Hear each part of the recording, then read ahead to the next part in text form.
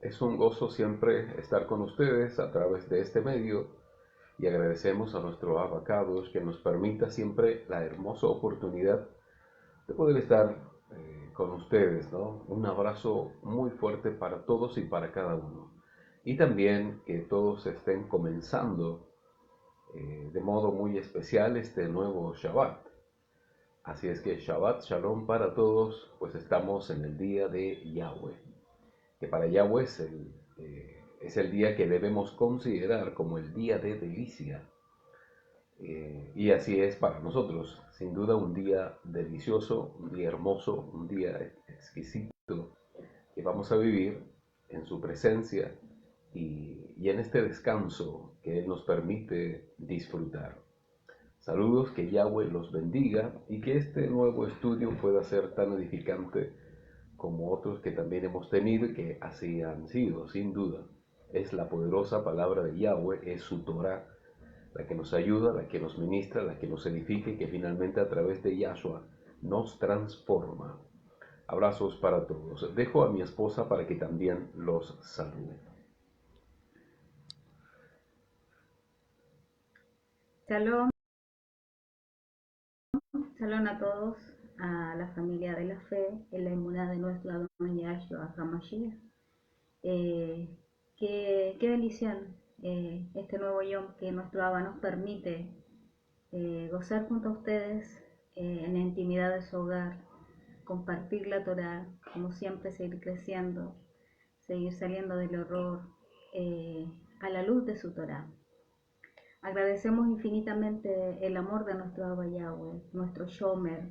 Sudabar dice que Él es el guardián de Israel, el Shomer de Israel. Y el Shomer de Israel no se duerme, Él vela por sus hijos, por su remanente. Y agradecemos esa infinita bondad, agradecemos esa promesa que nuestro Abba Yahweh no, nos ofrece cada día a los que creemos en Él, a los que seguimos fielmente las pisadas de su Hijo Yahshua. Y le esperamos su rescate, esperamos que Él regrese por nosotros para llevarnos a ese lugar que nuestro Abba ha preparado para todos los que creemos en Él y esperamos a su Hijo Yahshua. Nosotros le esperamos con todo nuestro corazón y nos esforzamos, anhelamos ese día glorioso que sabemos que muy pronto está a acontecer, por eso nos esforzamos, por eso les animamos a los creyentes en Yahshua, a los creyentes en Yahweh, a que se esfuercen, los animamos desde aquí, deseamos con todo nuestro corazón que sean fortalecidos, que sean animados, que nuestro Abba provea sus vidas, Él es un Abba bueno. Si usted está en obediencia, si usted está siguiendo las directrices de nuestro Abba y está siguiendo fielmente a nuestro Adón Yahshua, a su Hijo Yahshua, tenga por seguro que Él no le va a defraudar. Si Él no le defraudó estando en el madero, y le dio esa salvación, no lo va a defraudar ahora. Él regresará por nosotros y nos va a resguardar por esos 1260 días. Esa es nuestra fe, esa es nuestra confianza, esa es la promesa que nuestro Abba Yahweh le hizo a cada uno de sus hijos. Les amo, les bendigo, les envío un fuerte abrazo desde aquí y como siempre, deseando que esta jornada sea una jornada maravillosa donde juntos podamos crecer a la luz de la Torah. Shalom, shalom.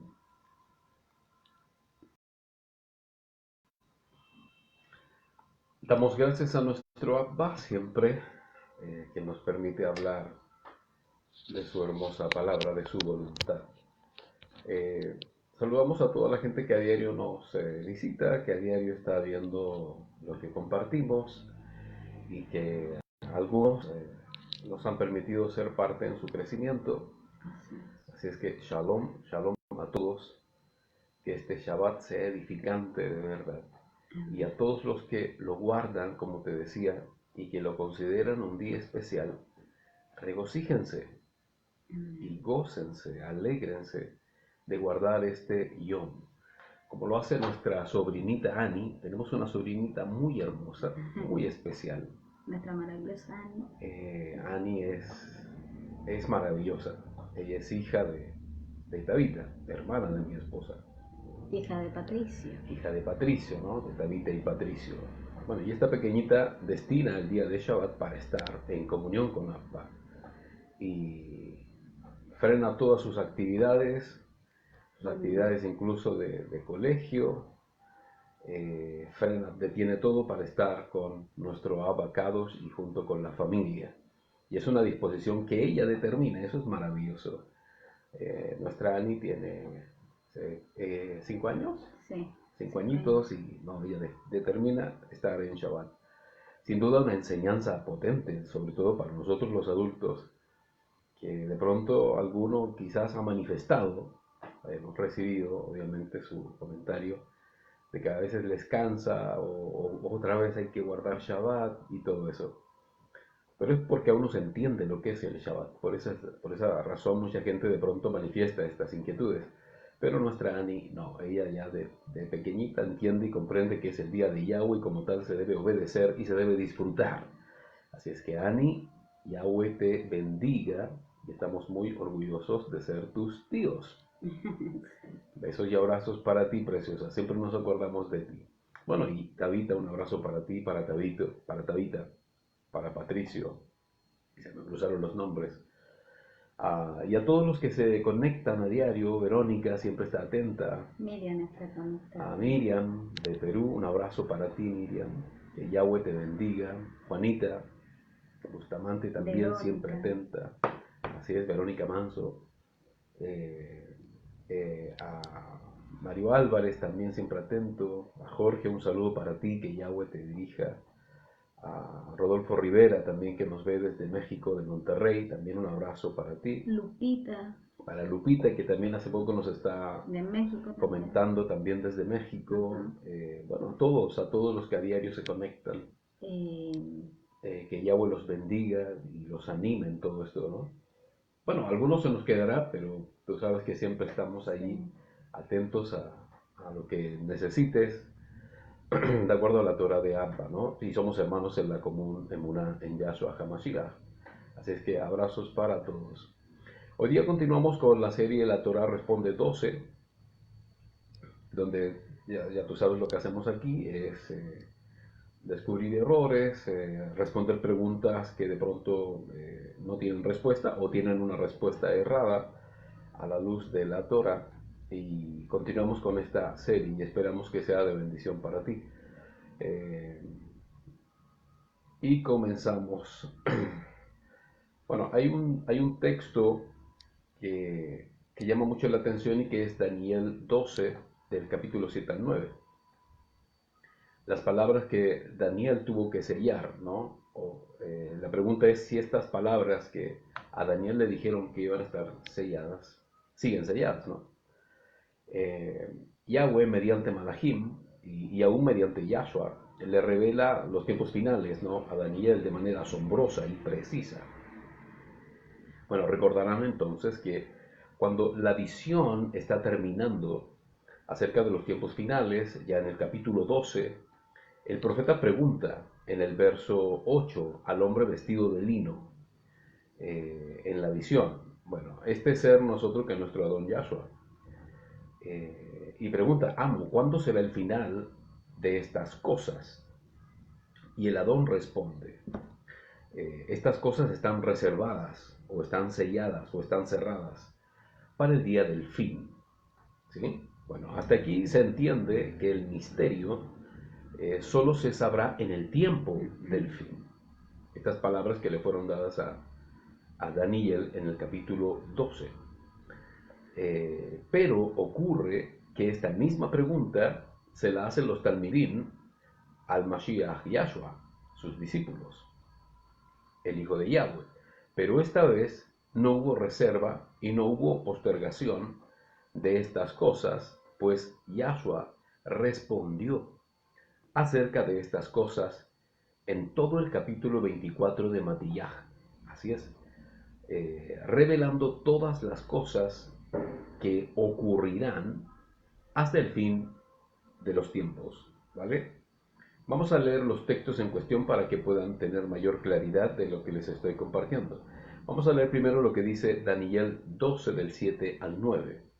Dice, escuché al hombre vestido de lino que estaba sobre las aguas del río quien alzó su mano derecha y su mano izquierda al Shamaín, a los cielos, y juró por el que vive por los siglos, que será por un tiempo, tiempos y medio tiempo, dando obviamente una connotación profética del tiempo de la gran tribulación. Todas estas cosas se cumplirán cuando se acabe el quebrantamiento de la fuerza del pueblo Kadosh. Yo escuché, pero no entendí, y dije, amo, ¿cuál será el final? ¿Cuándo será el final de estas cosas?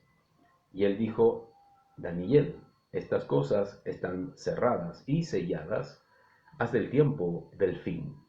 ¿Vale? Eso es lo que expresa Daniel 12. Ahora, vamos a resumir lo que dice Matillah 24. En Matillah 24, del verso 1 al 3, Yahshua predice la destrucción del templo y le preguntan acerca del fin. La misma pregunta que hace Daniel en la visión al hombre vestido de lino, preguntan también los Talmidim, ¿no? En Matillah 24, del 4 al 14, Yahshua exhorta que vendrán falsos Mashiach, revoluciones y guerras, pestes, hambres, terremotos, y eso será el comienzo del fin, pero aún no es el fin. Habrá persecución, traición, muchos fieles morirán, odiarán a los escogidos en todo el Olam, falsos profetas abundará la Torah, pero habrá indiferencia, y solo los fieles hasta el fin se salvarán. La Torah será predicada por todo el mundo y entonces vendrá el fin de las cosas del ser humano, ¿no? Matillah 24, del 15 al 51, revela todo el desarrollo de la venida de Yahshua y la aparición del Sin Torah y la perseverancia de su pueblo hasta su regreso, ¿vale? Bueno, las palabras que le fueron selladas a Daniel fueron abiertas y reveladas por nuestro Adón Yahshua a sus discípulos y a todo su pueblo que cree en él, y a todos los que creerán, y que somos ahora nosotros los Efraín que hemos despertado. Entonces estas palabras que fueron selladas a Daniel, Yahshua las revela solo a su pueblo. Por eso el Olam no las puede entender, no las puede comprender, aunque las lee, las intenta de explicar de alguna u otra forma, pero no entiende concretamente el fin de estas palabras, y que tienen que ver con su regreso, con el rescate y con el fin de la era del hombre, que son los 6000 años, ¿no? Y comenzamos el milenio nuevo en la presencia plena de nuestro Adón, ¿vale? Básicamente eso es esto: las palabras selladas a Daniel fueron abiertas y reveladas por Yahshua a su santo pueblo, ¿vale? Para que lo consideren. Siempre sale esta pregunta: ¿y esto por qué ocurrió? Y es porque son respuestas difíciles, pero de acuerdo al contexto y a la cosmovisión de la Torah, sí podemos obtener una respuesta, ¿vale? Y que es la correcta. El Shabbat no está vigente. He escuchado reiteradas veces esto. Obviamente mucha gente refuta lo que ocurre en el Tanaj, o para que tú lo entiendas, en el Antiguo Testamento, el Tanaj, diciendo que ya está abolido, que ya terminó y todo, pero que sí está vigente todo lo que ocurrió en la Brit Hadashah o el Nuevo Testamento. Y algunos, basándose en esta odiosa separación entre ley y gracia, bueno, dicen que el Shabbat no está vigente porque ahora Yahshua es el Shabbat, diciendo que Yahshua ahora es el reposo. En otras palabras, dicen que ya no hay que guardar el día de reposo porque Yahshua es el reposo. Bueno, esta respuesta es la que dan muchos líderes religiosos y algunos de connotación mundial incluso. Y es un error y a la vez una herejía. Estas formas y maneras de expresión manipuladas son las que invalidan la Torah, la quebrantan, la transgreden. Debemos siempre comprender qué es metáfora y qué es idiomática hebrea, ¿vale? Y este es el caso, ¿no? Justamente es eso. Decir que Yahshua es el reposo es lo mismo, pongan atención, que decir que Yahshua es el pan de vida. ¿Se entiende, no? O que es el agua que salta para vida eterna. Por lo tanto, si muchos objetan el mandamiento de guardar el Shabbat porque dicen que Yahshua, nuestro Adón, es el reposo o el Shabbat, entonces no coman pan y tampoco beban agua, porque Él es el pan y Él es el agua de vida, ¿vale? ¿Te das cuenta? Obviamente es una tontería, es un sinsentido.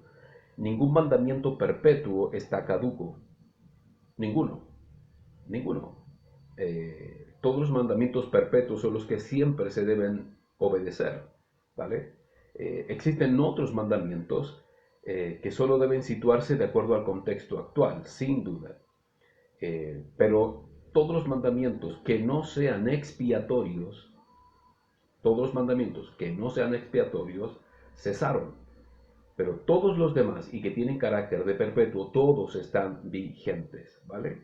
Y como te acabo de decir, hay otros mandamientos que deben situarse de acuerdo al contexto, pero siguen vigentes, ¿vale? Quizás varía un poco de acuerdo a la sociedad actual que estamos viviendo, al ambiente que estamos viviendo, a las condiciones que estamos viviendo, y que obviamente difieren totalmente con lo que ocurrió antes en el Israel, por ejemplo, peregrino en el desierto, después el que se establece, y en fin, ¿no? Pero siguen vigentes totalmente. Así es que el Yom de Shabbat está vigente, totalmente vigente, y activo, y por ende debemos obedecerlo. Además, Yahshua no es literalmente el reposo, eso es metáfora. Él nos dio descanso, sin duda que Él nos dio descanso del pecado que vivíamos y de la perdición. Y obviamente Él también nos guía, nos ayuda y nos bendice por gracia para poder liberarnos del peso diario, de los afanes y etcétera. Eso es correcto, totalmente correcto. Pero no es que Él sea el reposo, porque el reposo lo guardamos nosotros en obediencia a Yahweh. La Torah dice algo mucho más sublime, y es que Él es el amo del Shabbat. ¿Vale? ¿Por qué? Porque Él es el Melech, Él es el rey de Yahweh para los hombres. El dueño. ¿Vale? Entonces, como rey de su pueblo, Él es el amo, el dueño, el Adón del Shabbat. Y lo vamos a leer, ¿vale? Bueno, otra razón de que el Shabbat está vigente es cuando Yahshua advierte que la huida de los hijos de Yahweh en los tiempos del fin y que indican el rescate, que no sea en Shabbat, que vuestra huida no sea en Shabbat. ¿Por qué el Adón dice esto? Porque mientras ocurre la manifestación del cumplimiento de las cosas del fin y comiencen los juicios de Yahweh y la última persecución a la cajal de Yahshua, todos los mandamientos estarán vigentes. Todos siguen vigentes, ¿vale? Siendo obedecidos, y uno de ellos es el Shabbat, ¿vale? Y eso está en Matillah 12:8, donde dice, porque el Hijo del Hombre, o el Ben Haadam, es dueño aún del Shabbat. Su contexto es cuando los discípulos abren espigas de trigo para comer y Yahshua se los permite. Entonces al verlo ellos lo critican, ustedes no guardan el Shabbat. Y él le dice, momento, estás ante el dueño del Shabbat, ¿vale? En Matillah 20, del 20 al 21, dice, hagan oración, Yahshua, pues que su huida no sea en la dureza del invierno, ni en el Yom de Shabbat, porque habrá entonces gran tribulación, cual no la ha habido desde el principio del mundo hasta ahora, ni lo habrá.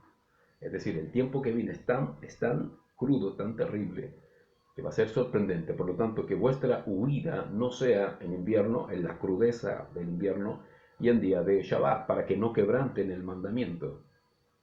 Yahweh nunca va a transgredir el Shabbat. Obviamente hay una explicación un poco más profunda al respecto, y que ya lo vimos alguna vez, y es más profundo de lo que pensamos que es.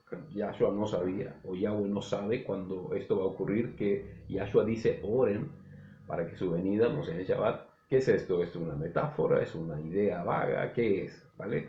Obviamente tiene que ver primero que nada con no quebrantar el mandamiento. Yahshua nunca va a quebrantar el mandamiento.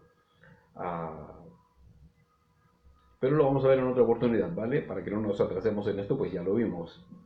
les voy a dejar todo linkeado para que puedan ir a los estudios y así tienen la película un poco más clara al respecto. Pero lo que estoy queriendo decir es que el Shabbat no está abolido en absoluto, está totalmente vigente. ¿Ok? Muy bien. Por mucho tiempo nos asediaron las palabras religiosas de antaño y que de alguna forma quizás quisimos, y me incluyo, adaptar o adoptar lo que la religión por tanto tiempo nos enseñó, ¿vale? Pero obviamente no era lo correcto y todo eso era herejía. Y una de esas enseñanzas era de que tus palabras creaban realidad. Y siempre se nos enseñó eso, ¿no? Que nuestras palabras tenían poder, que podíamos crear nuestro milagro, ¿no? Con las palabras de nuestra boca. Y nos advirtieron que todo lo negativo que pudiésemos decir potencialmente se podría hacer realidad. Por eso siempre debíamos hablar en positivo y si alguien mencionaba algo negativo, como enfermedad o algo conflictivo, automáticamente los más espirituales pronunciaban las mágicas palabras, lo cancelo en el nombre de, ¿se acuerdan? Lo cancelo. Eh, Nos dijeron que éramos como imanes, que atraemos tanto lo bueno como lo malo, por eso cuida tus palabras y procura decir palabras con poder, con fe, y todo lo bueno iba a llegar a ti. Bueno, todo eso que suena a poderoso y de cuidado no existe, no existe. No es torático, ni una forma, ni menos un poder, ¿vale? Es un error, es engaño, es mística religiosa pagana. ¿Sabían que esta declaración de decir yo anulo es similar a lo que hacen los brujos cuando confrontan algo y eso es hacer un contra o una anulación de un mal? Entonces, en vez de creer que sus bocas atraen lo bueno o lo malo, mejor cuiden de no corromper sus labios con paganismo y hechicería, ¿vale? Así que pongan mucha atención. Lo anulo o golpear madera, o cruzar los dedos, o hacer ciertos ritos que supuestamente anulan una palabra negativa o una expresión negativa. Eso no existe. Bueno, de esto surgió la fraseología humanista psicológica que muchos creímos y hasta usamos pretendiendo obtener solo cosas buenas, ¿no? Como lo que dices recibes, lo que dices recibes. Si hablas enfermedad, enfermedad va a venir.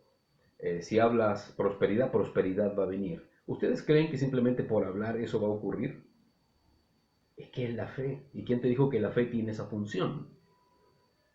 ¿Te das cuenta? ¿Quién te dijo que la fe funciona así?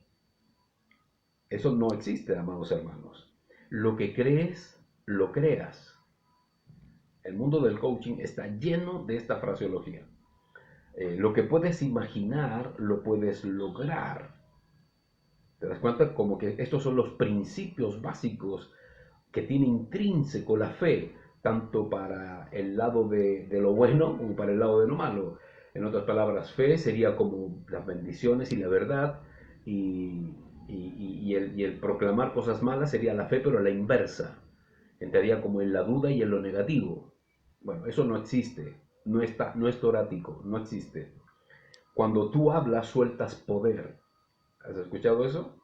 Bueno, muchas veces lo dijimos. No es lo que digas, sino cómo lo dices. Si lo dices con fe, se hará realidad. Sea así, sea no, lo que sea. Si no, no se hace realidad. Pero lo que tú digas, si lo dices con mucha fe, se hace realidad. Bueno, eso es una tontería, eso no existe. ¿Tú crees que Yahweh le daría un poder tan sorprendente a los seres humanos para que pidan lo que quieran y se cumpla? No existiríamos. El hombre se habría autodestruido por completo. ¿Tú sabes cuántas calamidades el hombre piensa e imagina? Todos los días. Y todavía está vivo. Y sigue sufriendo por cosas que nunca le van a ocurrir. Y es lo que produce, por ejemplo, la ansiedad, los estados de estrés, es ver un futuro y temerle a ese futuro que no existe.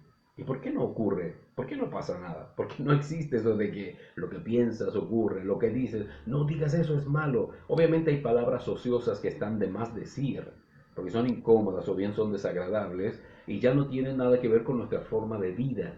Palabras ociosas, de lo que sea. Pero hay gente que le atribuye poder a esas palabras. Si las palabras tuvieran poder, ¿tú crees que esa gente que desea el bien y desea no sé, conocer a Yahweh, pero desde su perspectiva, sin reconocer a Yahshua, ¿tú crees que nos haría realidad si esto fuera verdad? Pero no es verdad, porque no funciona así la emuná. Bueno, todo esto es una farsa, un miedo religioso de algunos y en otros una potestad, ¿no? Personal para atraer lo bueno o bien para atraer lo malo. Pero nada de esto existe en la Torah, en absoluto. Leamos lo que dice la Torah de Yahweh y que muchos han malinterpretado estos textos. ¿Vale? El único poder que tiene la lengua es de bendecir y maldecir, hablar bien y hablar mal, y nada más. ¿Ok? Vamos a leer Mishle 6.2 o Proverbios 6.2. Dice, has quedado atrapado por las palabras de tu boca, entrampado en tus propias palabras. Si tú lo lees a secas, te está diciendo, wow, tus propias palabras te traicionaron y te atraparon. En otras palabras, puedes pensar de que eso se hizo realidad y este hombre o esta mujer está siendo víctima de sus propias palabras porque se hicieron realidad. Bueno, el contexto del capítulo 6 es que si hablas por otro o si asumes la deuda de otro, quedarás tú como deudor. Mejor libérate y no caigas en su trampa o en sus líos. Sé sabio. Eso quiere decir este texto. Pero si lo sacas de cuajo del contexto, parece que estuviera diciendo lo que profesa el mundo. Lo que dices recibes, ¿no? Has quedado atrapado por las palabras de tu boca, entrampado por tus propias palabras. Esto tiene un contexto y se refiere, no seas fiador de tu hermano. No asumas las deudas de tu hermano. Y no solamente en asuntos financieros, sino en conflictos, en problemas, en prender tu palabra, en enredarte en problemas que no son tuyos y no te pertenecen. ¿Te das cuenta? Vas a quedar atrapado entonces por ese necio compromiso. ¿Ok? Mishle 18:21. Proverbios 18:21. La muerte y la vida están en el poder de la lengua. Los que la aman comerán de sus frutos o de su fruto. También el contexto del libro de Proverbios siempre son principios de sabiduría, recuerden esto. Y este texto en particular expresa que la lengua puede decir cosas sabias y cosas necias. Y los que hablan mucho siempre sufrirán las consecuencias de sus palabras. Hay gente que habla tanto y no sabe lo que dice. Y ofende, agrede, insulta, y etcétera, etcétera, etcétera. A eso se está refiriendo el texto, que la muerte y la vida están en el poder de la lengua. No está diciendo que puedes crear realidades y cosas así. En absoluto. Está diciendo, el sabio calla. Y cuando habla es porque algo edificante va a decir.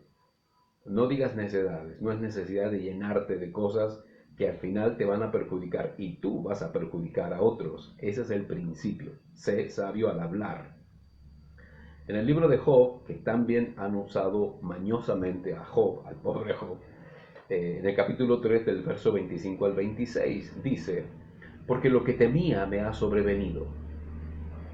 ¿Cuántas veces prediqué este texto? Muy mal.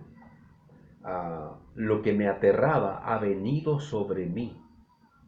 No tenía reposo ni tranquilidad ni descanso y vino el problema. ¿Te das cuenta? Todo pareciera decir que Job tenía temores y esos temores se hicieron realidad por creerlos, por pensarlos y casi entre comillas por desearlos y se hicieron realidad. Si hubiera pensado cosas buenas, a lo mejor todo lo bueno le habría ocurrido. No tiene nada que ver porque está por completo fuera de contexto. Esto, mis amados hermanos, sí implica todo el trato de cómo Job maldice el día en que nació. Él está maldiciendo el día en que nació por todo lo que está viviendo y no sabe por qué, ¿ok? Y expresa que lo que siempre temía se hizo realidad.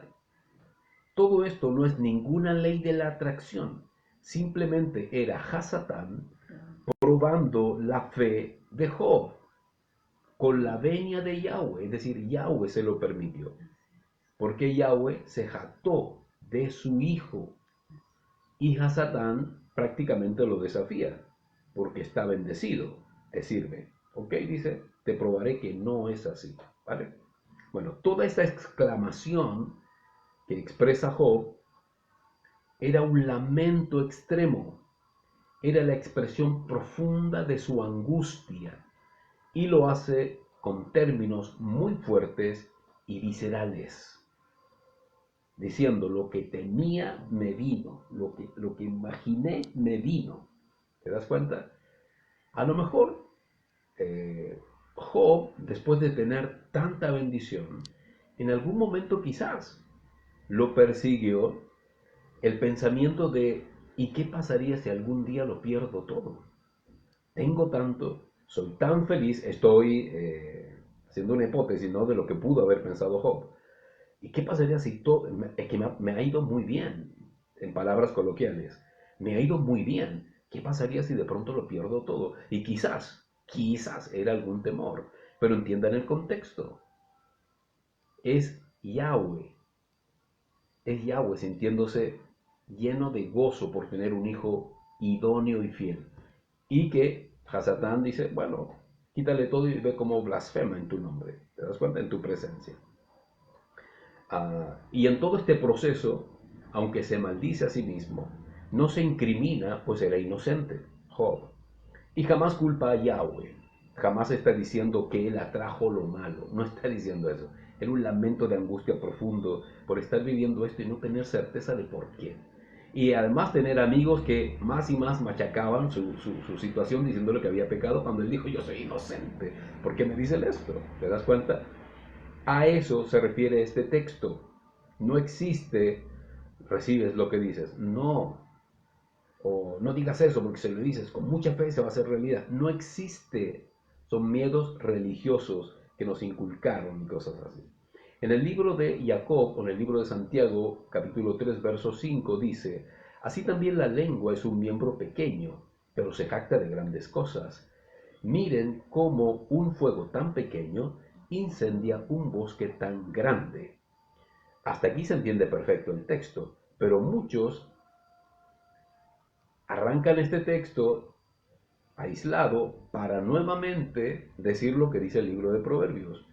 La lengua es un gran poder, tiene un gran poder, el poder de la lengua, que siendo pequeña puede crear grandes incendios. Bueno, Santiago del 1 al 12 exhorta el correcto uso de la lengua. Tu forma de hablar y comunicar refleja si eres o no un hijo de Yahweh. Exhorta el buen uso de edificar y animar para bendecir y jamás maldecir. Y al hablar de maldiciones, estamos hablando de decir mal, murmuraciones, chismes, palabras deshonestas, palabras ociosas, palabras groseras, palabras vulgares, y una serie de cosas que uno hace cuando usa mal la lengua, en el sentido de hablar mal, porque estamos asumiendo juicio con palabras vanas y además incluso mintiendo al respecto de otras personas si es que pecamos. Básicamente eso es lo que está explicando el libro de Santiago. No existe esto de las palabras crean realidades. Las palabras solo crean decisiones y en su expresión más imaginativa están las ilusiones. De allí nacen las ideas, de las ideas las creaciones y obviamente lo que no es verdad o derechamente la mentira. Por eso de toda cosa guardada guarda tu corazón porque de él mana o fluye la vida. Ah, cuando hablo de las creaciones, porque uno imagina, piensa cosas, y todo eso, lo que tú piensas, bueno, está en forma de palabras, en términos de expresarla, pero siempre en tu mente se forman imágenes, ¿ok? Por eso no existe, está solo en tu mente, no está afuera, ¿vale? Por lo tanto es algo que no es verdad, y si no es verdad es una mentira que no está expresada, ¿vale? Entonces hay que cuidarse básicamente en cómo comunicamos, más ahora que somos hijos de Yahweh.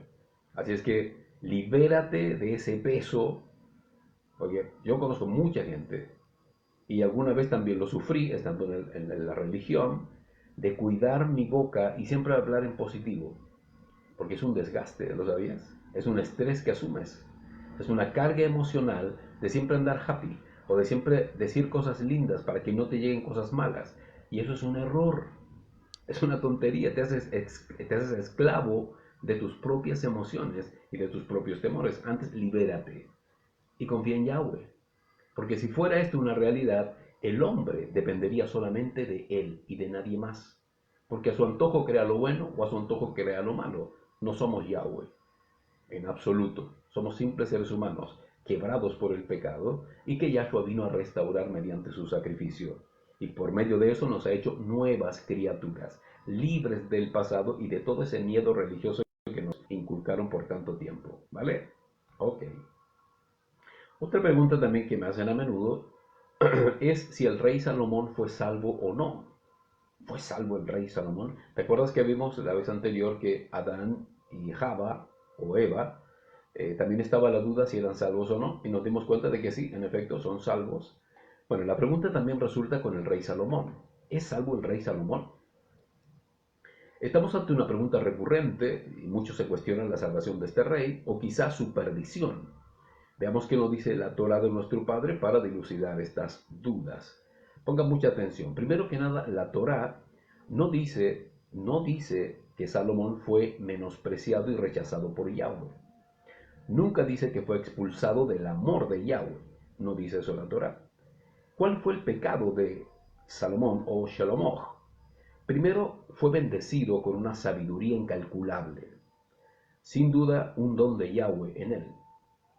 Esto le permitió obtener muchas riquezas y ser el rey más rico y próspero de todo el Medio Oriente, y su fama fue conocida por muchas naciones. Su pecado fue, bueno, en primera instancia ceder a los lujos y a los excesos de tener tanto pero tanto bien.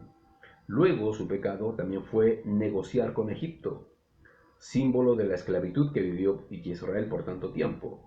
Y su mayor pecado fue tomar mujeres paganas como concubinas, quienes en su edad más vulnerable lo indujeron a la idolatría, provocando así la ira de Yahweh sobre él.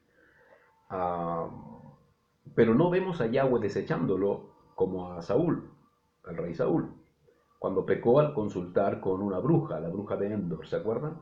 Bueno, la consecuencia del pecado de Salomón fue que Yahweh quebraría su reino y lo dividiría. Pero por amor a su siervo David, Yahweh lo haría no en sus días.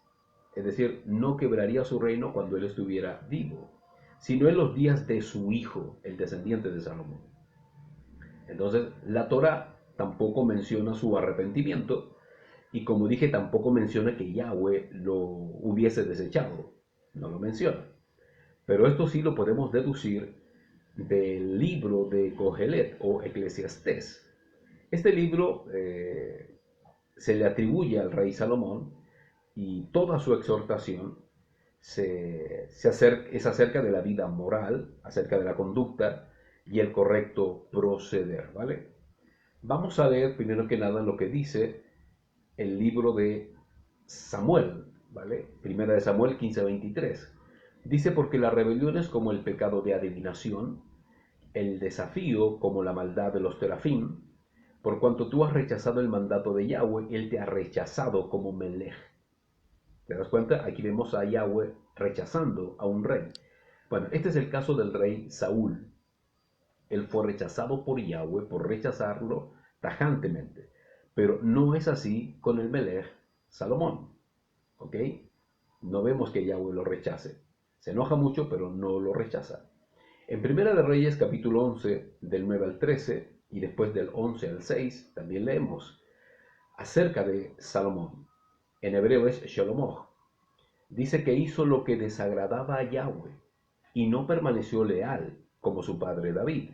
En ese tiempo, Salomón edificó un altar alto a Chemosh, el ídolo detestable de Moab, en el monte que estaba frente a Jerusalén, y uno a Molec, el ídolo detestable de los amonitas, e hizo lo mismo para todas sus mujeres extranjeras, ofrendaban y sacrificaban para sus deidades. Yahweh se indignó contra Salomón, porque su corazón se había desviado de Yahweh, el Elohe de Israel, que se le había aparecido 2 veces. Y le había mandado acerca de esto que no siguiese otras deidades, pero él no obedeció lo que Yahweh le había mandado. Entonces Yahweh le dice a Salomón: por cuanto eres culpable de esto, no has guardado mi pacto y las leyes que yo te mandé, pongan atención, yo te arrebataré el reino y se lo entregaré a un servidor tuyo, pero por amor a tu padre David, no lo haré en tus días. Wow. Lo arrebataré de las manos de tu hijo. Sin embargo, no le arrebataré todo el reino. Le daré a tu hijo una tribu, por amor a mi siervo David y por amor a Jerusalén, que yo he elegido. ¿Qué vemos aquí? Vemos que Yahweh se enojó con Salomón por su pecado y desobediencia y lo castigó diciéndole su reino que será dividido, pero que no lo haría cuando él estuviese vivo. Yahweh, por amor a su siervo David, le permitió seguir viviendo en su reino con toda su fama, con todas sus riquezas. ¿Por qué? Porque tuvo misericordia de él por amor a su amado hijo, el rey David. ¿Se dan cuenta? Se enojó y todo, pero no lo castiga en sus tiempos. Romanos 9, 14, 16, ¿qué dice? Aquí saltamos del Tanaj a la Brit Hadashah. ¿Qué podemos decir entonces? ¿Que hay injusticia en Elohe? De ninguna manera. Porque le dice a Moshe: tendré misericordia de quien yo quiera tener, y me compadeceré de quien yo quiera compadecerme. Así es que no depende de que uno quiera, ni de que se esfuerce, sino de que Elohe tenga misericordia. ¡Wow! Este texto exhorta que la decisión de Yahweh es absoluta. Y como creador y padre de todo lo que existe, él decide cómo quiere, ¿vale? Y él decidió perdonar a Salomón. Y la razón fue la promesa hecha a su hijo David. Él tiene misericordia de quien quiere y desea tener misericordia. ¿Se dan cuenta? Este es el principio que extrae Pablo, ¿no? Y que es aplicable totalmente a Salomón. Es Yahweh quien tiene Rajem. ¿Por qué? Porque hay todo un trasfondo en la vida de Salomón en relación a su padre. Y hay promesas que se le hicieron a David. Y Yahweh es justo, él cumple su Torah, ¿vale? Bueno, para tener una respuesta más concreta, podemos ir al libro de Eclesiastés, el capítulo 12 y verso 13 y 14. Bueno, este libro se le adjudica al Melech Salomón, pues el autor se hace llamar a sí mismo hijo de David, y además dice que es rey de Jerusalén, de Jerusalén. Y siendo el hombre más sabio de aquel tiempo, resulta concluyente apreciarlo como el autor del libro, ¿sí?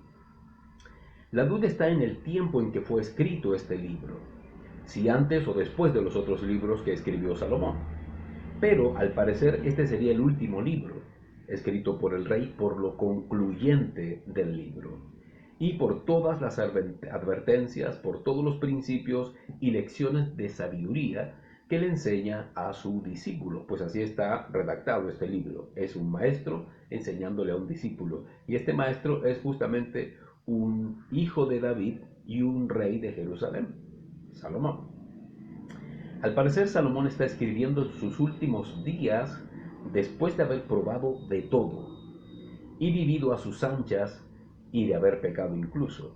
Por la conclusión del libro podemos decir que Yahweh tuvo misericordia de él y que el rey se arrepintió de sus pecados y fue perdonado. Por esta razón culmina su lección diciendo lo siguiente, y vamos a leer el texto. Cogelet Eclesiastés 12 del 13 al 14. La conclusión del asunto, después de oírlo todo, es esta. Respeta a Elohe, respeta al Elohe, respeta al poderoso y guarda sus mandamientos, pues esto es el deber de todo hombre, porque Elohe traerá a juicio toda acción junto con todo lo escondido, sea bueno o sea malo. ¿Te das cuenta? Entonces, ¿qué quiere decir esto? Que para que Salomón diga y exprese esto, es porque fue un hombre que fue perdonado y entendió, comprendió y supo. Y para eso le dice a su discípulo, esta es la conclusión de todo. Respeta a Yahweh y obedece todos sus mandamientos. Esto es el todo del hombre. Tan, tan. Entonces podemos decir de acuerdo a esto que en efecto Salomón sí fue salvo por la promesa que Yahweh le hizo al rey David y por lo concluyente de su último libro, que sería Eclesiastés. Interesante, ¿no? Sigamos analizando para poder corregir ideas, para poder corregir y enlazar enseñanzas erróneas de las correctas. Hay una frase que por mucho tiempo dijimos, ánimo, la esperanza es lo último que se pierde, ¿vale? ¿Es verdad? ¿Será verdad? Bueno, esta idea se ha acuñado a las escrituras cuando no existe ningún texto que diga tal cosa. Esta idea plantea la idea de que al final de todas las cosas, al final del juicio de Yahweh incluso, tendrá misericordia y salvará a personas que no esperaban serlo, a personas que no fueron tan malas y que su amor se derramará asombrosamente sobre ellos. ¿Por qué ocurriría algo así? Porque la esperanza es lo último que se pierde, ¿no? Así es como piensan y creen muchas madres y muchos padres cuando sus hijos son rebeldes y no quieren nada con nuestro Padre y las Escrituras. Bueno, ellos confían pacientemente de que Yahweh de alguna u otra forma los traerá al redil. ¿Por qué? Porque lo último que se pierde es la esperanza. Bueno, esta frase, porque eso es una frase, no está en las Escrituras, eso no existe. Es una idea preconcebida que hemos escuchado desde niños, cientos de veces, y pensamos que eran palabras santas y no es así. Bueno, esta frase tiene su origen en la mitología griega y en un brevísimo resumen, pongan atención, es la historia de la caja de Pandora. Pandora fue creada por el dios Hefesto, quien la hizo de arcilla. Fue Zeus quien le ordenó crearla. Le fue dada una caja con todos los males del mundo y ella abrió la caja y salieron todas las calamidades. Y justo cuando estaba por cerrar la caja, lo último que salió de la caja, adivinen quién fue, la esperanza. Bueno, de allí la frase que todo el mundo usa para decir que no todo está perdido y que aún es posible que algo bueno resulte de los conflictos y etcétera. Es una frase de la literatura mitológica pagana griega y que la cristiandad acuña con el mismo fin. Bueno, de acuerdo a la Torá, quien se pierde, solo se pierde, porque ha pecado, porque ha fallado en temer a Yahweh y porque ha desechado o menospreciado el amor del Padre. Es más, la Torá expresa desde Job que las esperanzas de los impíos perecen con ellos. La esperanza del impío perece con ellos. ¡Wow! Tremendo. Pero los que aman a Yahweh, su esperanza solo es Él. Y no es lo último, ni tampoco se pierde, porque nuestra esperanza es viva en Yahshua. ¡Wow! Es la promesa de su venida, de su resurrección, de su rescate. Leamos lo que dice la Torá. Job 8 del 13 al 14. Así es el destino de todos los que se olvidan de Yahweh. La esperanza del malvado queda en nada. ¿Se dieron cuenta? La esperanza del malvado o del pecador queda en nada. Su esperanza pende de un hilo, no tiene fundamento. Su confianza es una telaraña, es algo ilusorio, falso. Se apoya en su casa y no queda en pie. La agarra, pero no se sostiene, porque no tiene fundamento. El fundamento de la fe que produce esperanza es Yahshua, la roca, Yahshua. Job 11:20.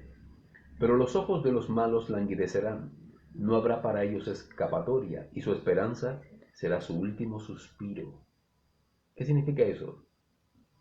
Que su esperanza se irá como su último aliento, porque no hay nada, está vacía. Tehillim 62:5, Salmos 62:5. Solo en Elohe confío tranquilo, pues de él depende mi esperanza. Solo es él mi roca y mi liberación, mi refugio. No vacilaré, no dudaré. Del Elohe dependen mi salvación y mi honra. En Elohe encuentro mi roca y mi refugio. En todo el momento está diciendo el rey David que su fundamento es Yahweh. Él es su roca y su escondite. Todo es Yahweh. ¿Te das cuenta? Primera de Pedro 1:3-4.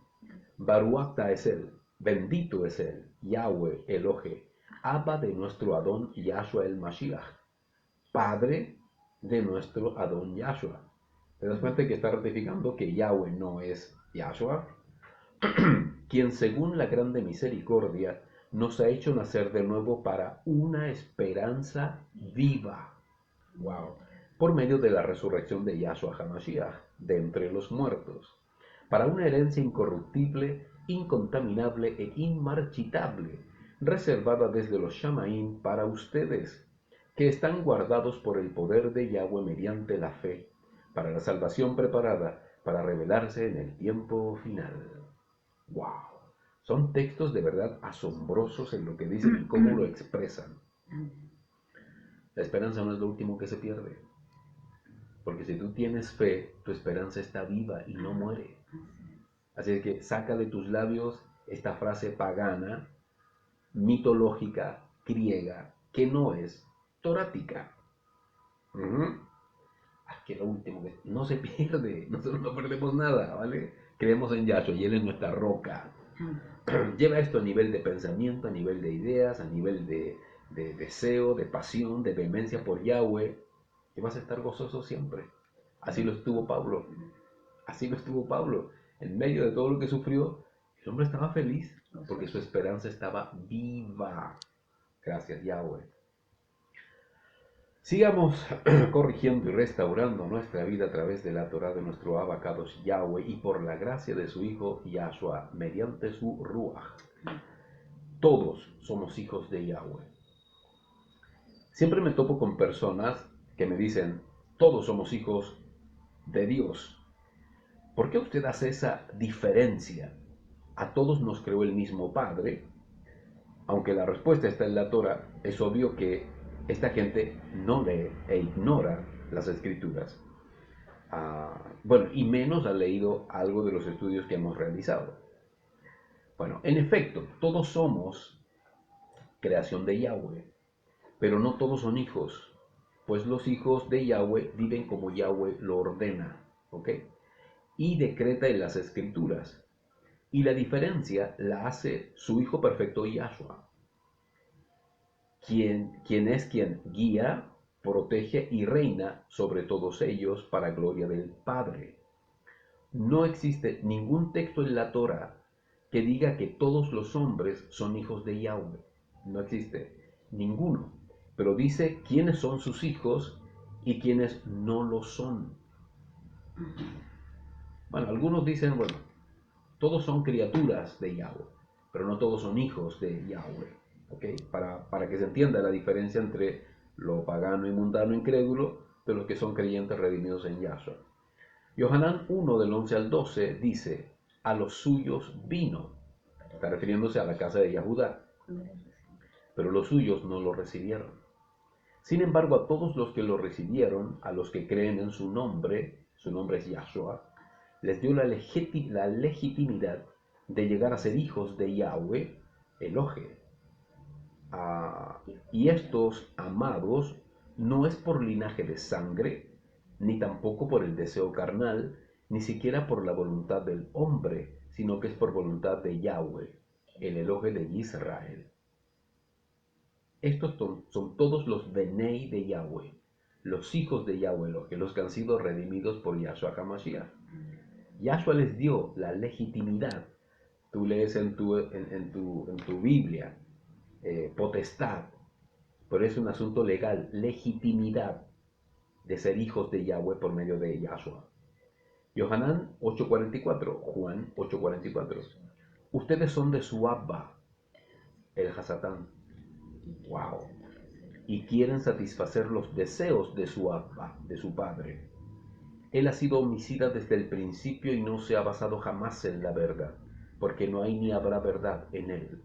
Y cuando habla mentira, de lo suyo propio habla, porque es mentiroso y Abba de mentira. Ustedes sois de vuestro padre el diablo, está diciendo Yahshua a los fariseos. Los está reprendiendo porque ellos querían matarlo, diciéndoles que son hijos de Hasatán. Esa era su verdadera naturaleza. Eran físicamente como todos los hombres y hasta descendientes de Abraham, los fariseos. Por eso sus obras revelaban su espiritualidad, pero estaban caídos y en pecado hasta de homicidio. Wow. Así vive el Olam, así vive el mundo. Y por eso no son hijos de Yahweh, sino de Hasatán, obviamente en sentido figurado porque están bajo el maligno. Entonces, no todos los hombres son hijos de Yahweh. Porque no le obedecen. Porque no le obedecen. ¿Por qué no le obedecen? Porque no lo conocen. Así es. No desean tampoco. Y no lo desean conocer tampoco. Wow. ¿Qué dice Romanillín 8, 14, 16? Porque todos los que se dejan guiar por el Ruach de Yahweh, estos son Benei de Yahweh, estos son hijos de Yahweh. Cuando dice el Ruach de Elohe o de Yahweh, es el espíritu de Yahweh. Ustedes no recibieron un Ruach que los haga esclavos para estar otra vez bajo el temor, sino que ustedes recibieron el Ruach que los hace hijos, con el cual clamamos Abba. Por el Ruach recibido por la gracia de Yahshua, tú y yo hoy podemos decirle a Yahweh, Abba. ¿Y cuándo decimos eso? ¿Te acuerdas de la oración que enseñó Yahshua? Y ustedes orarán así. Abba nuestro, Padre. Por Yahshua podemos decir, Padre. ¡Wow! ¡Qué hermoso! El Ruach mismo le da testimonio a nuestro Ruach, el Ruach de Yahweh, habla a nuestro Ruach, que en otras palabras es a nuestro corazón, de que somos hijos de Yahweh. Y esto dice una poderosa verdad, sin duda. El Ruach, el Espíritu de Yahweh, da testimonio que somos sus hijos. Porque si lo obedecemos, lo recibimos, es señal de que Yahshua nos redimió. Y recibimos su promesa y por causa de su gracia podemos hoy conocer y clamar a nuestro Padre Yahweh. Esto es magnífico, hermanos. Toda Rabá a nuestro amado Adón Yahshua por este gran honor y privilegio de recibir el Ruach de Yahweh, que nos da testimonio de que somos Benei Israel, hijos de Israel, y podemos hablarle a Abba y decirle, Padre, gracias, Padre. ¡Wow! ¡Qué tremendo! Bueno, acerca de esto, viene a mi mente algo que algunas personas sufren, y es la ausencia del Padre, ¿no? Y muchos deducen en términos psicológicos que estas personas que nunca tuvieron padre no pueden llamar a Yahweh Padre porque no tienen la experiencia de un padre. Entonces el trauma psicológico les impide acercarse a Yahweh porque no lo ven como un padre, porque no están asociados a esa palabra. Y estaba meditando Yahweh, y esta gente siempre, bueno, en el mundo religioso los llevan a encuentro, reencuentro y requete contra encuentro para que tengan y se liberen de esta experiencia nefasta y puedan así reconocerte como padre. Y leyendo las escrituras dije, no tiene nada que ver. Bueno, está comprobado, aún por el mundo religioso, por un amplio porcentaje, de que todos estos eventos llamados encuentros no tienen ningún respaldo escritural. Es más bien una cuestión psicológica humanista. Y de acuerdo a la escritura, esta gente que sufre este trauma no necesitan de un psicólogo o de un tratamiento psicológico para ello, sino que necesitan arrepentirse de sus pecados. Porque el único que puede hacer que tú puedes llamar a Yahweh Padre es Yahshua. Es Yahshua el que reconcilia al hombre con el Padre, y por el Ruach que nos entregó como promesa cuando Él ascendió a los cielos, nos permite a través de Él la bendición de poder llamar a Yahweh Padre, porque somos transformados y lavados del temor. Ya no son esclavos del temor, dice el texto, ahora viven en la gracia de Yahshua. Y bueno, acerca de esto, todos los que tienen este problema, su problema es el problema que tiene todo el Olam, todo el mundo, y que también tuvimos nosotros, y era el pecado que moraba en nosotros. Eso es lo que nos hace vivir lejos del Padre, y solamente Yahshua acerca al hombre con el Padre para transformarlo en un hijo de Yahweh. Así es que no todos los hombres son hijos de Yahweh, sino solo los que son redimidos por nuestro Adón Yahshua HaMashiach. ¿Ok? Perfecto. Bueno, esto también lo hemos dicho muchas veces. Por cada persona ganada tendrás una perla en tu corona. ¿Vale? Bueno, muchas veces compartimos la palabra y alguien llegó a la congregación por causa nuestra y se nos dijo que habíamos añadido una perlita a nuestra corona.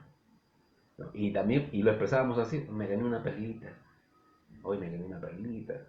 ¿Cómo es eso? Sí, lo traje al conocimiento de Yahweh y se me añadió a mi corona, ¿vale? Bueno, nos sentíamos tan pero tan orgullosos de haber contribuido a la evangelización y además de ser honrados con una gema en nuestra corona.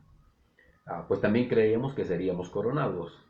Y todavía escucho decir a mucha gente esta expresión: me gané una perlita para el reino. Bueno, esta frase que suena humilde, tristemente es arrogante y ególatra. Porque nosotros no ganamos nada. No ganamos absolutamente nada. Nosotros no hacemos nada extraordinario. Solo obedecemos como buenos siervos a Yahweh y a Yahshua. Mientras estemos aquí, recuerden, debemos decirnos a nosotros mismos, para que Yahweh reciba toda la gloria, somos siervos inútiles. Hicimos solo lo que debíamos hacer. No lo olviden, ¿vale? Además, en ninguna parte de la Torah aparece algo semejante de perlas en las coronas. En ninguna parte.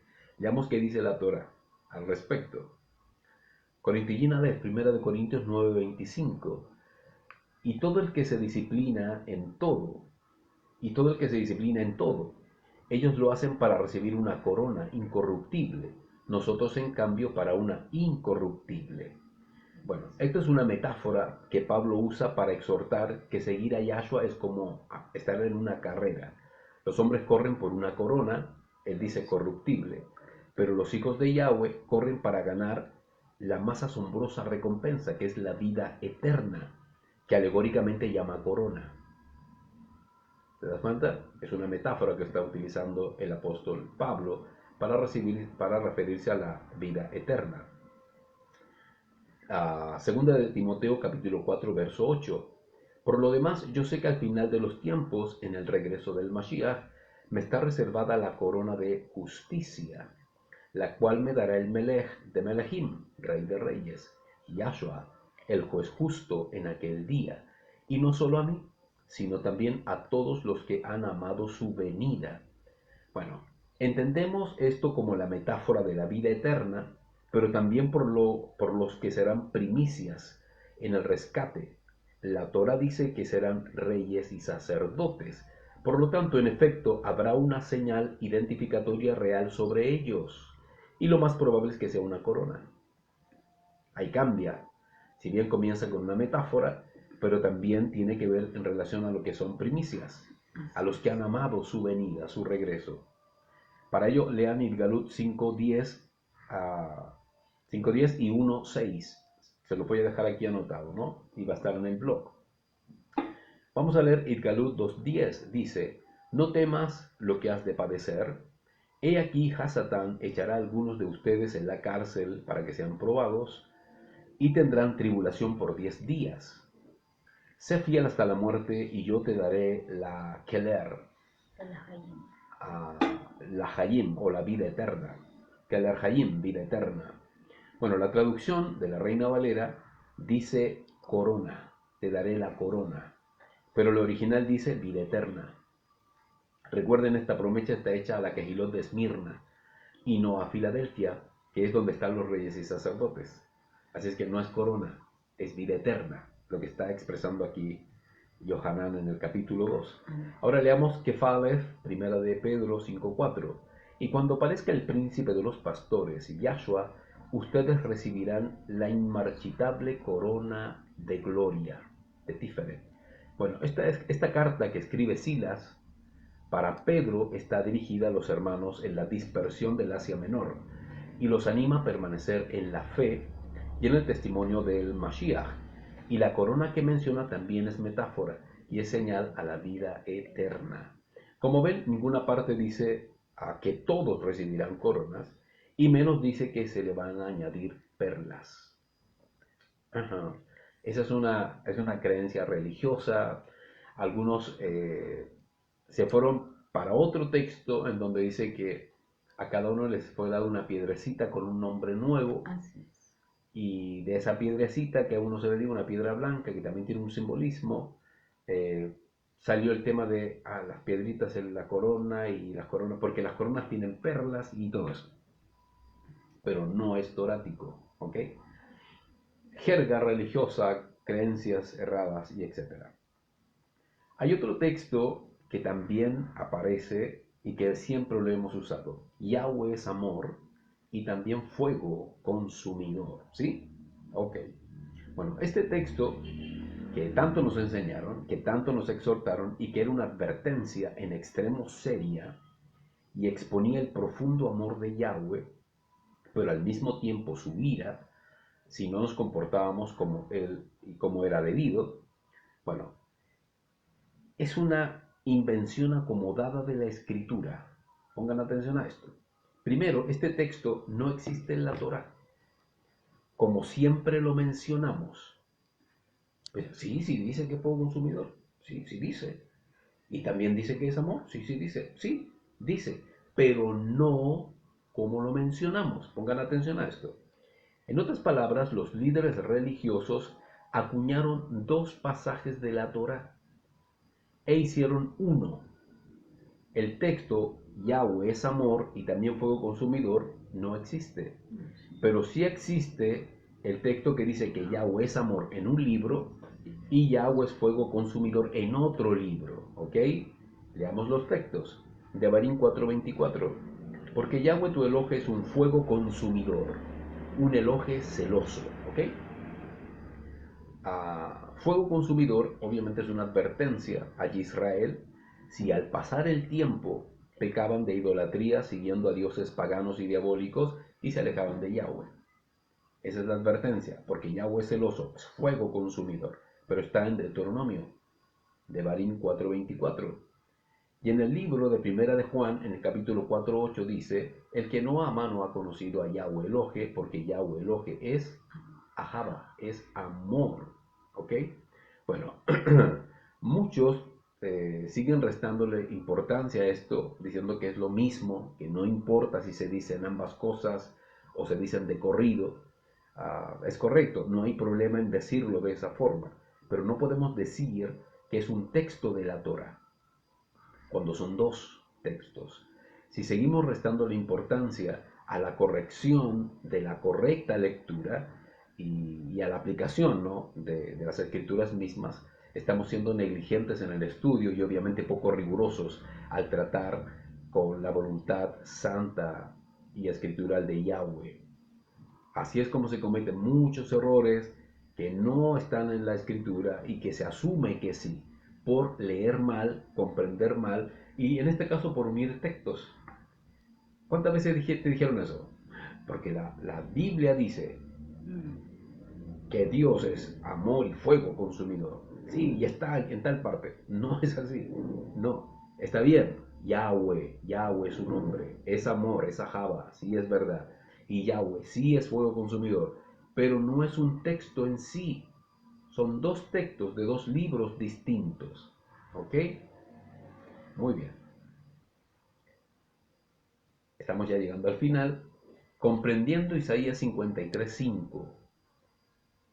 Bueno, por años yo asistí a campañas evangelísticas y pude presenciar a los ungidos de turno de aquel tiempo, gente muy connotada en el mundo cristiano, evangélico básicamente, y cada vez que se oraba por los enfermos, el predicador mencionaba Isaías 53:5, Isaías 53:5, explotando en una declaración de sanidad, y recitaba el texto con una pasión que hacía estremecer y declaraba que por su llaga fuimos curados o fuimos sanados. Bueno, esta misma declaración abunda en la confesión positiva o en la superfe. Esta frase igualmente fue acuñada luego por el movimiento de la prosperidad. Bueno, como hemos estudiado y de acuerdo a la Torah, ni el cristianismo ni sus movimientos están en la voluntad perfecta de Yahweh. Y por ende, el uso de este texto está totalmente fuera de contexto. Y si alguno ora pidiendo a Yahweh sanidad pronunciando este verso, está errado y usando mal las escrituras. Vamos a leer el texto en cuestión. Isaías 53:5. Pero él fue herido por nuestros pecados, molido por nuestras maldades. Llevó el castigo que nos restauró y por sus heridas fuimos nosotros sanados. ¿Sí? Primero que nada, todo el capítulo 53 de Isaías es una profecía acerca de nuestro Adón Yahshua. Y exhorta cómo nuestro Adón y Melech sería despreciado, apartado, marginado, desechado, azotado, herido y afligido hasta el extremo de ser molido, dice el libro de Isaías, llevando sobre sus hombros todos los pecados de su pueblo, siendo su llaga provocada por todas nuestras transgresiones y pecados. Qué tremendo. La profecía no está hablando de sanidad física o de la curación de alguna enfermedad del cuerpo, sino de la maldición del pecado. ¿Ok? Ponga mucha atención a cómo se expresa el capítulo. Isaías 53:5 dice: exhorta que Yahshua fue herido y molido por nuestros pecados. Isaías 53:8 exhorta que fue juzgado injustamente por causa del pecado de Israel. Isaías 53:12 exhorta que por ser obediente será puesto sobre mucho, por cuanto a sí mismo se hizo pecador para salvar a su pueblo. ¿Ok? Ahí se entiende. La profecía de Isaías la confirma el mismo Yahshua, nuestro Adón, cuando le dice a los fariseos que criticaban que ellos comieran con los pecadores y publicanos, diciéndoles: los sanos no necesitan médico, sino los enfermos, pero refiriéndose al pecado que los dominaba y por ende los encaminaba a la perdición. También lo confirma Kefa, Pedro, con su primera carta citando las palabras del mismo profeta Isaías, refiriéndose a morir para el pecado y vivir para la justicia. Vamos a ver. En Silvano o Lucas 5:31 y 32, Yahshua le respondió: los sanos no necesitan médico, sino los enfermos. No he venido a llamar a justos, sino a pecadores para que hagan teshuvá. ¿Te das cuenta? Habla de los enfermos, pero es una metáfora para decir que están enfermos del pecado. ¿Ok? En Kefalef, primera de Pedro 2:24 dice: él mismo llevó nuestros pecados en su cuerpo sobre el madero, a fin de que nosotros, después de morir para los pecadores, vivamos para la justicia. Por sus heridas, ustedes están sanados. Está citando el texto de Isaías 53:5. ¿Te das cuenta? Nuevamente vemos a Pedro diciendo que las heridas de Yahshua nos han sanado del pecado, para no vivir más en pecado, sino en justicia. Por lo tanto, este texto, si lo has usado de esta forma, es un error, porque lo que Yahshua hizo en el madero no fue sanar a la humanidad de sus enfermedades, fue para liberarlos del pecado. ¿Y qué hay de los enfermos? Bueno, pongan atención a esto. Las llagas de Yahshua o sus heridas nos curaron y sanaron de lo que nos mantenía esclavos, ¿no? Y nos mantenía sentenciados a la perdición. Fuimos curados y sanados entonces del pecado que moraba en nosotros. Y acerca de la sanidad del cuerpo, si es real y está vigente. Y para ello Yahshua instruyó a sus discípulos para exhortar acerca de la oración de los enfermos y del ungimiento con aceite. ¿Te das cuenta? Porque si Yahshua nos hubiera sanado de todo en el madero, jamás habría existido esta instrucción. Si hay alguno enfermo entre vosotros, llame a los ancianos de la cajal y que éste le unjan con aceite, y la oración de Emuná sanará al enfermo, y si hubiere pecado, sus pecados serán perdonados. ¿Te das cuenta? Esa es la oración para el enfermo. Entonces no tiene nada que ver con Isaías 53:5, para que rectifiques si estabas cometiendo ese error, ¿vale? Bueno, espero que estas preguntas y respuestas hayan provocado eco en tu corazón y haya sido edificado en alguna manera, que es nuestro humilde deseo para ti. Mis amados Ajim, hasta aquí llegamos con este estudio, esperando que Yahweh los bendiga y que disfruten una enormidad este hermoso y nuevo Shabbat que Yahweh nos regala. Un abrazo para todos, los amamos. Oren por nosotros, que nosotros también oramos por ustedes. Shabbat Shalom.